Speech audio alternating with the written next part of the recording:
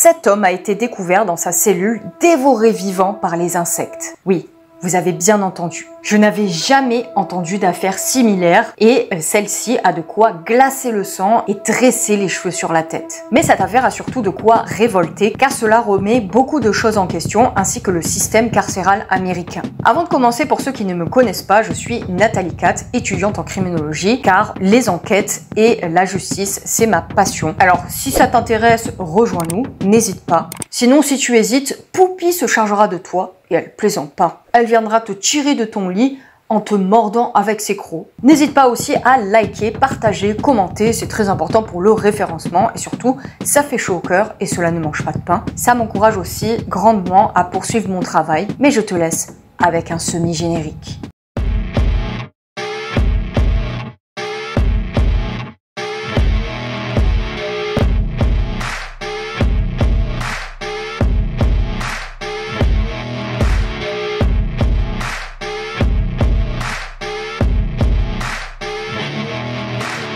Nous sommes aux États-Unis, à Atlanta, en Géorgie. LaShawn Thompson est un jeune homme âgé de 35 ans. Le 12 juin 2022, il est arrêté pour un délit mineur. Il est donc placé en détention provisoire à cause de cela, car il ne pouvait pas se permettre de payer sa caution. Après son arrestation, on se rend compte que LaShawn souffrait en fait de plusieurs troubles mentaux, donc on le place dans l'aile psychiatrique de la Fulton County Jail. La famille n'est pas mise au courant car ils ignorent jusqu'au centre de détention de LaShawn. L'avocat des proches de LaShawn dira par la suite que le jeune homme avait malheureusement beaucoup de troubles mentaux, ce n'était pas quelque chose de nouveau et qu'il pensait qu'il était atteint de schizophrénie. Pour rappel, la schizophrénie est une pathologie psychiatrique chronique complexe qui se traduit schématiquement par une perception perturbée de la réalité, des manifestations productives comme des idées délirantes ou des hallucinations et des manifestations passives comme un isolement social et relationnel. Mais retour sur la prison de Fulton qui n'est pas n'importe quelle structure aux États-Unis. Une prison bien connue. Cet établissement pénitentiaire, situé au 901 Rice Street, NW, Atlanta, Géorgie, 30318 États-Unis, est une gigantesque prison qui compte plus de 2000 détenus. Vous voyez un peu le truc. Elle a une capacité de 2500 détenus et lorsqu'on tape le nom sur internet, on tombe sur des articles pas super joyeux et assez étranges. Comme ce 8 avril 2023 où un député s'est fait arracher le bout de l'oreille par un détenu, ou le fait qu'un adjoint ait permis les détenus de commander des plats d'un resto, donc Uber Eats à la Prison Break. Une officier de police a aussi eu des relations sexuelles avec un détenu. C'est vraiment le bordel cette prison, dans tous les sens du terme. La prison est assez ancienne et délabrée, surpeuplée, si on peut s'exprimer ainsi, avec 3000 détenus, dépassant ainsi largement sa capacité qui était de 2500 détenus, on le rappelle. LaShawn est donc placé 3 mois dans cette prison bien spéciale. Petite précision, on n'était donc pas sûr qu'il avait effectivement commis ce délit mineur, il était en détention provisoire. Détention qui va mal se passer, si bien que LaShawn ne connaîtra jamais de procès. L'enfer de la cellule.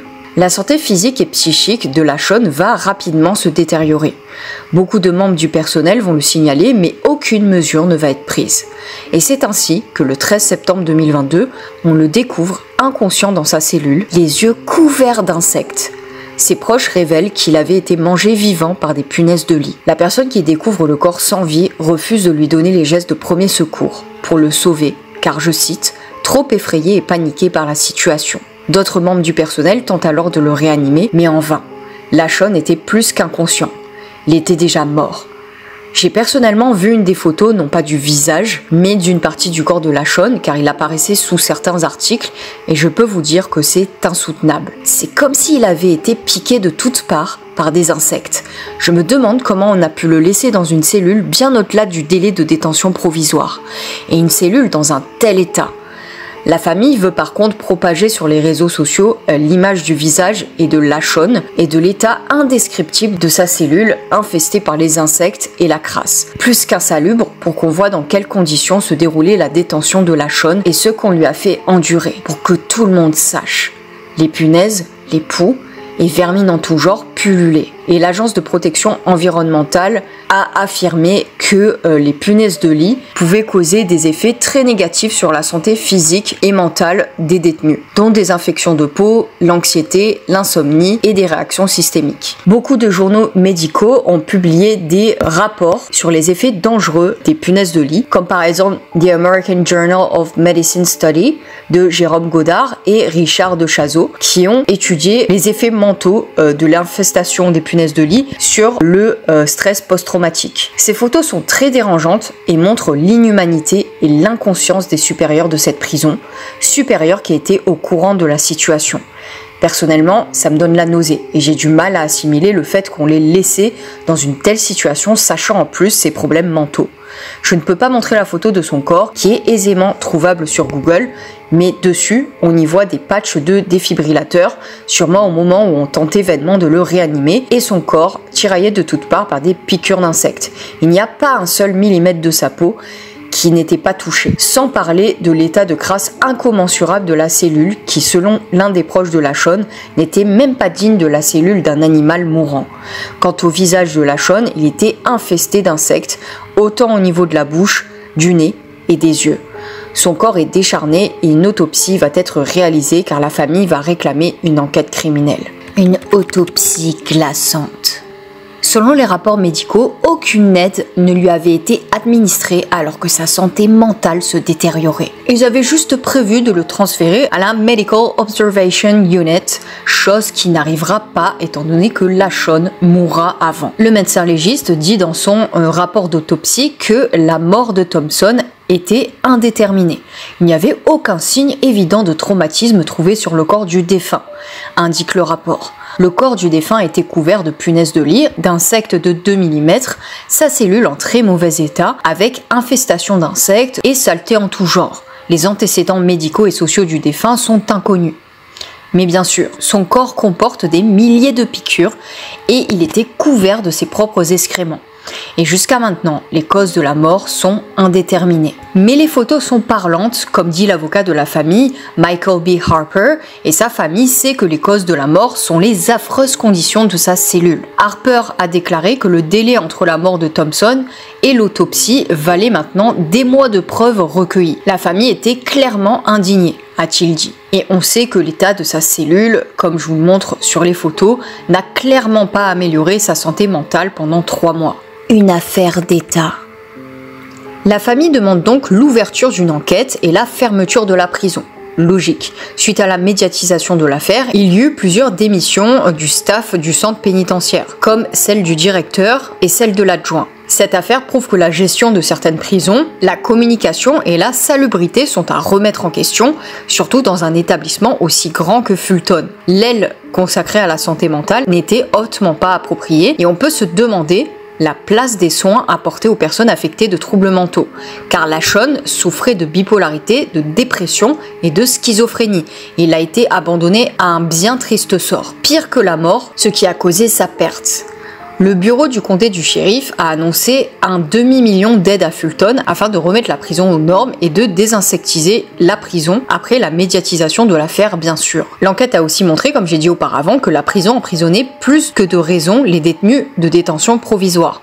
Plus de 90 jours alors que c'était illégal et même plus de 2 ans. Et Lachonne n'avait même pas été déclaré coupable, il n'avait juste pas pu payer sa caution. L'homme a vécu un enfer et son affaire donnera une voix malheureusement et heureusement à d'autres enquêtes afin de rendre justice à d'autres détenus retenus dans des conditions déplorables et de façon illégale. L'enquête en cours examine les détails concernant les soins médicaux fournis et déterminera finalement si des accusations criminelles sont justifiées dans cette affaire. Lit-on dans un communiqué du bureau du shérif du comté de Fulton. La santé, le bien-être et la sécurité des détenus dont nous prenons soin sont notre priorité absolue. Ce n'est un secret pour personne que les conditions de délabrement et d'érosion rapide de l'établissement actuel rendent incroyablement difficile le fait d'atteindre l'objectif de fournir un environnement propre, bien entretenu et sain à tous les détenus et au personnel. Le bureau a également souligné la situation comme un raisonnement supplémentaire pour soutenir le plan du shérif Pat Labatt pour construire une nouvelle prison et un complexe de justice pénale avec de meilleurs soins, des services de santé mentale, la sécurité et la propreté. Une étude aurait montré que l'établissement devrait presque quadrupler sa taille, fournissant de la literie à plus de 6000 détenus d'ici à 2047, car le complexe actuel a été construit pour accueillir environ 1500 détenus.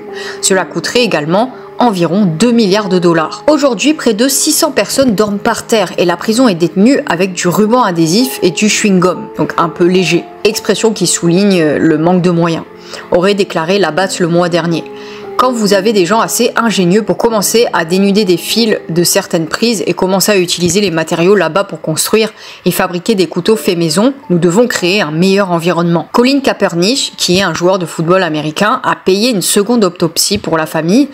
Les autopsies indépendantes sont extrêmement chères, il faut savoir, ce qui est très engagé et charitable de la part de ce joueur, car l'autopsie menée par l'État n'a rien donné. C'est ainsi que s'achève cette triste histoire qui déchire le cœur. Si ça t'a intéressé et si t'es arrivé jusque-là, mets en commentaire la Shawn, en espérant que sa famille obtienne gain de cause dans cette histoire qui est à la fois dérangeante et frustrante. N'hésite pas à t'abonner également pour ne manquer aucune affaire. Celle-ci était un peu courte, mais elle m'a fait étrangement penser à l'affaire de Maitrice Richardson que j'avais déjà traitée au tout début de ma chaîne, pour les vrais, ceux qui sont là depuis le départ. Alors il y a un étrange parallèle à tirer entre les deux affaires, étant donné que cette jeune femme a disparu peu de temps après sa garde à vue. La vidéo date, mais cette affaire m'avait grandement choquée. Et tout comme la Shawn, Maitrice avait des antécédents psychiatriques, de maladie mentale, et elle n'est pas tombée sur les bonnes personnes.